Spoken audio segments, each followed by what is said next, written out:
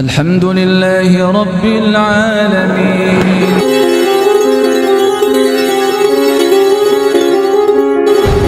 Tapi prinsip harus menutup aurat. Dan ingat, aurat itu adalah kulit dan bentuk. Ini harus dihati-hati, Pak. Jangan lupa, Bu, kaos kaki itu bagus ya dalam rangka menutup kulit, tetapi itu tidak menutup bentuk, sehingga kalau sholat terutama, kalaupun pakai kaos kaki tetap harus tertutup oleh mukena atau oleh baju yang panjang.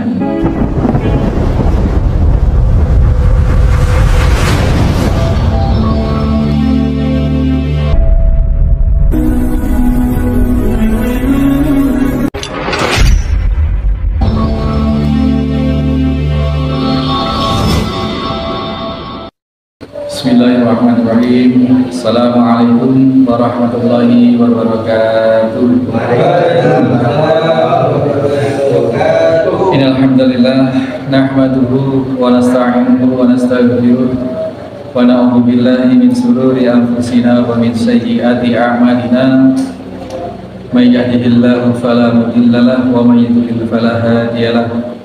Asyhadu an la ilaha illallah wahdahu la syarika lahu. Asyhadu anna Muhammadan abduhu wa rasuluhu la nabiyya ba'dah. Allahumma salli wa sallim wa barik ala Muhammadin wa ala alihi wa sahbihi wa mawala. Hadirin hadirat jamaah Masjid Al-Muslimun Curah Jeruk Panji Situbondo, rahimani wa rahimakumullah, serta seluruh mustamik dimanapun berada saat ini. Kalau umroh gimana Ustaz? Ke makam Nabi, umroh ke makam Nabi, kita ke Madinah, itu tujuannya adalah kita ingin sholat di Masjid Nabawi. Tujuan utamanya itu. Adapun kita setelah sholat ke Masjid Nabawi, kemudian di sana ada makam Nabi, kita kemudian berziarah ke makam Nabi, itu tidak benar dan cukup sekali. Imam Malik itu sangat alergi atau sangat ketat menjaga itu. Ketika ada orang-orang Yaman datang, orang Lebanon datang, orang mana-mana datang, belum sholat ke Masjid Nabawi, sudah yang diserbu duluan makam Nabi SAW. Ini maka sampai sekarang askar-askar di sana itu, kalau ada orang yang terlalu begitu, diusir, usir, apalagi kelihatan berdoa, diusir. Dan cukup sekali, tidak perlu setiap ke Masjid Nabawi terus kemudian tidak perlu seperti itu. Jadi kalaupun umroh, kalaupun haji, kita mengagendakan ke makam Nabi boleh, tetapi bukan kita tujuannya nanti berdoa minta barokah di makam Nabi misalnya seperti itu. Itu sudah berniat ziarah. Nah, jadi kenapa kita mengutamakan atau mengagendakan utama itu adalah sholat di Masjid Nabawi? Karena kita mengais keberkahan dari Allah Subhanahu wa Ta'ala, sebagaimana yang Allah sampaikan lewat baginda Nabi Shallallahu Alaihi Wasallam, bahwasanya sholat di Masjid Nabawi itu sama satu rakaat sama dengan berapa? 1000 rakaat. Itu keberkahan yang besar. Nanti kalau di Masjid mana Haram, Masjidil Haram, Mekah, itu 100.000 setiap rakaat sama dengan 100.000 rakaat. Dan umroh juga, Bu, Bapak Ibu sekalian, umroh itu juga tidak disyariatkan berangkat 5 hari ke Mekah, ke Madinah, ke Mekah, nanti umroh berkali-kali. Nah, sekali safar, sekali perjalanan untuk umroh, itu ya sekali yang dicontohkan oleh Nabi SAW dan para sahabat. Kalau itu baik, kalau itu memang ada faedahnya, umroh berkali-kali itu, tentu yang paling pertama melakukan atau mencontohkan adalah Nabi dan para sahabat. Ada yang berargumen, Ustaz, kan Nabi memang orang Arab, jadi ya sekali ke Masjidil Haram ya sekali umrohnya, tawafnya yang berkali-kali, misalkan seperti sholatnya yang berkali-kali di masjid. Ya sama aja, beliau itu zaman-zaman itu nggak ada namanya kereta cepat, nggak ada, Pak.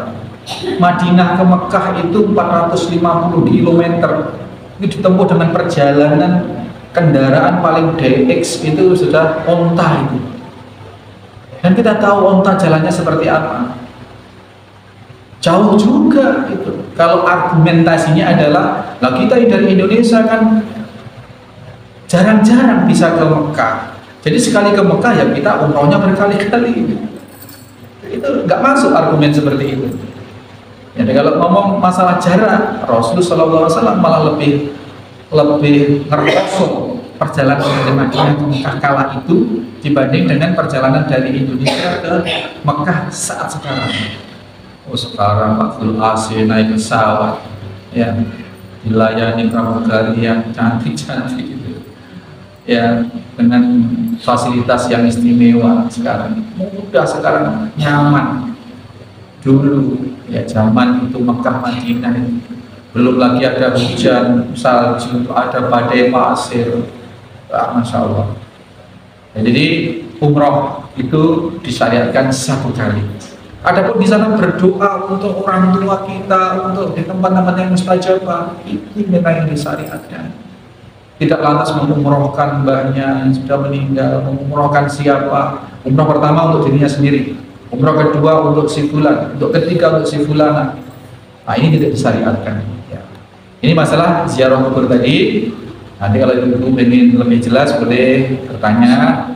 Jadi boleh ziarah kubur yang pertama, tapi tidak boleh dijadikan kegemaran atau hobi. Dan ziarah kubur tujuannya khusus untuk mengingatkan diri kepada kematian, dan ziarah kubur tidak boleh diacarakan dalam untuk satu safar atau perjalanan. Orang Situbondo ziarah kubur ya di pekuburan terdekat. Tujuannya untuk, Ustaz di situ di kuburan itu tidak ada keluarga saya, tidak masalah. Iya Pak. Jadi di kuburan Pak Temon misalkan, atau di kuburan mana Curah Jeruk, padahal Pak Yanto itu orang asli Madiun, di sini nggak ada leluhur yang di sini. Tujuannya bukan untuk mendatangi leluhur yang meninggal, tapi tujuannya ke ziarah kubur itu adalah mengingatkan kita ketika melihat patok-patok itu ya, patokan-patokan kuburan, saya kelak juga akan seperti itu. Dikala sudah seperti itu, tidak bisa lagi menambah amal soleh, tidak bisa lagi berbuat kebajikan yang bisa mendatangkan pahala. Pahala yang mengalir hanyalah pahala kalau saya sekarang berbuat kebaikan, mengamalkan ilmu, ilmunya diamalkan orang, itu menjadi aliran pahala. Kalau saya punya anak, anak saya dididik menjadi anak yang soleh, dan anak soleh itu mendoakan nanti orang tua, amal kebaikannya anak soleh itu juga akan mengalir kepada kita. Saya punya harta sebidang 2 bidang, 1 petak 2 petak tanah, saya wakafkan misalkan, atau saya punya harta saya sumbangkan untuk masjid, untuk pesantren, untuk yatim piatu misalkan, atau punya sedikit-sedikit rutin diinfakkan, diwakafkan yang bisa bermanfaat dan itu mengalirkan pahala. Hanya itu sebenarnya. Adapun kita mendoakan orang tua kita, kakek kita, leluhur kita, cukup di atas sajadah, cukup di waktu-waktu yang mustajabah, bainal adzan wal iqamah, di saat antara adzan dan iqamah, di saat kita habis sholat fardu, setiap sholat, semua sholat, tahajud kita, duha kita, di saat turun hujan, waktu-waktu yang mustajabah, di hari Jumat misalkan. Makanya kalau bahasa saya itu Pak, orang Islam itu untuk menyelamati orang tuanya yang sudah meninggal tidak menunggu kapan. Sehari semalam selamatan 5 kali itu sudah termasuk pelit kita. Selamatan 5 kali sehari itu termasuk kita pelit, berarti kita hanya ngambil pokok-pokok di waktu-waktu fardu saja. Berarti di luar itu tidak mendoakan orang tua. Selamatan, murid atau meraih keselamatan dari Allah SWT, maknanya itu selamatan di dalam Islam seperti itu. Ustaz yang itu gimana? Uceng, sego bolong, bajan pasar, yaitu bukan dari Islam. Yang mengamalkan itu silahkan mengamalkan, tapi kalau mau mengambil ajaran pelajaran dari Islam itu bukan syariat Islam. Itu gimana? Jadi sampai situ ibu ini tadi nangis meratap di kuburan. dan itu merupakan bentuk ketidaksabaran, dan itu merupakan bentuk kemungkaran, maka nasihat Nabi adalah ittaqillaha wasbir. Bertakwalah kepada Allah ibu dan bersabarlah. Nah kemudian ibu ini jawab Pak, noleh jawab, kemudian jawabannya di luar dugaan. Faqalat ilaika anni fa innaka lam tusab bi musibati. Pergi menjauhlah dariku karena sesungguhnya engkau tidak merasakan musibah yang sedang saya rasakan. Wah, Nabi itu Pak, di atasnya Pak Jokowi lah. Kalau sekarang di Indonesia Presiden Pak Jokowi, ini di atasnya Pak Jokowi, ngomong menasehati, dijambal seperti itu, ya, dijambal seperti itu. Tapi Nabi apa? Nabi tidak berargumen, juga tidak marah, suruh pergi gitu saja. Nah ini menandakan bahwasannya wanita ini adalah wanita jahil. Wanita ini adalah wanita yang tidak berilmu, yang pertama. Yang kedua, wanita ini orang kebanyakan yang tidak berinteraksi dengan para ahli ilmu, tidak pernah ikut pengajian, tidak pernah mengikuti majelis ilmunya Nabi SAW, tidak pernah datang ke Masjid Nabawi untuk ikut taklim, ya, sehingga tidak kenal dengan Nabi, tidak tahu bahwa itu Nabi, tidak ngerti wajahnya Nabi itu seperti apa. Berarti ini hanya orang biasa, orang kebanyakan, orang kampung yang mungkin semacam Arab Badui atau bagaimana, yang tidak kenal wajah Nabi. Kala itu kan nggak ada foto Pak. Kalau sekarang Pak Jokowi setiap rumah ada fotonya, atau di medsos, ya. Kalau sekarang siapapun tahu presiden kita siapa, capres kita 3 orang siapa saja tahu sekarang. Kala itu tidak. Sehingga orang ini ya mengekspresikan perasaannya saja ketika dinasihati oleh orang seperti itu, oleh Nabi SAW. Dia tidak mengerti kalau itu Nabi, dia mengatakan seperti itu. Pergi dari saya karena sesungguhnya kau tidak merasakan apa yang sedang saya rasakan, gitu. Nah kemudian orang yang melihat adegan itu menyampaikan kepada wanita setelah Nabi pergi. Kemudian ada orang yang menyampaikan, ada orang yang membuka itu ke wanita itu, ya, dengan wanita tadi dengan bimusibati walam ta'rifhu, dan dia tidak mengetahui bahwa yang disemprot tadi itu adalah Nabi.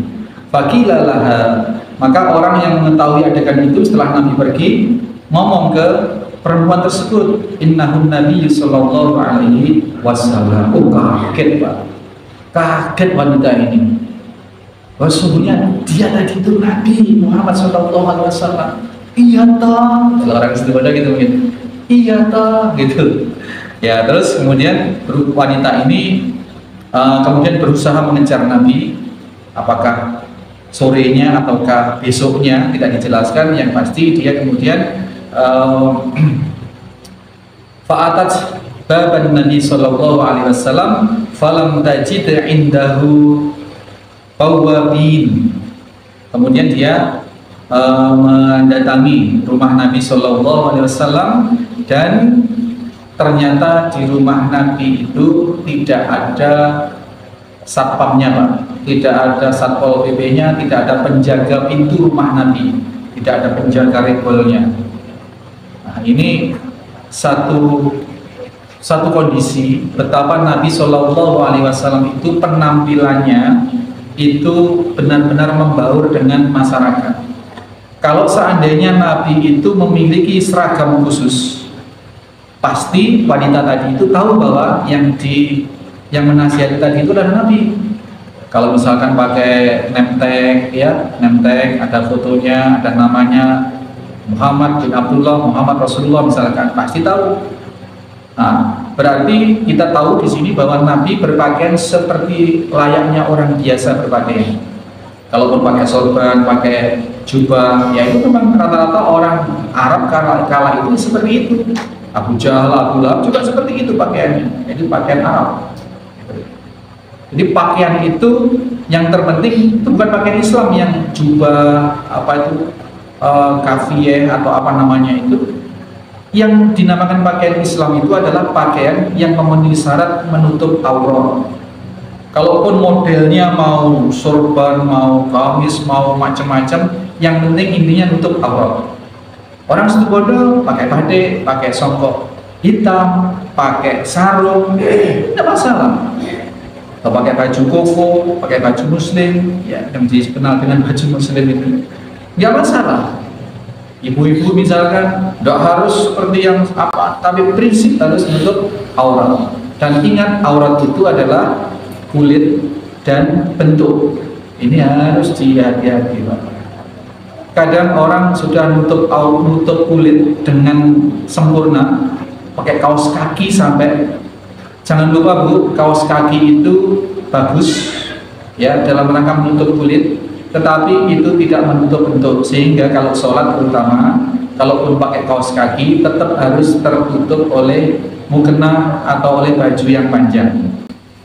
Sholat nggak pakai mukena nggak apa-apa, yang penting bajunya sudah syar'i, sudah menutup aurat, bajunya sudah lengkap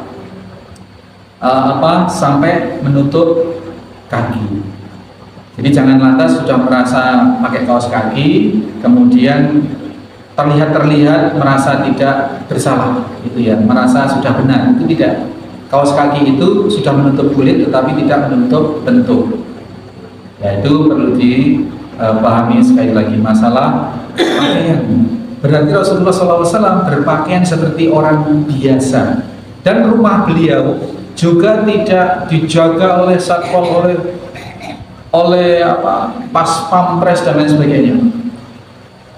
Ini satu mengindikasikan bahwa Rasul SAW seorang pemimpin, seorang raja besar, seorang pemimpin besar yang tidak membuat jarak dengan rakyatnya.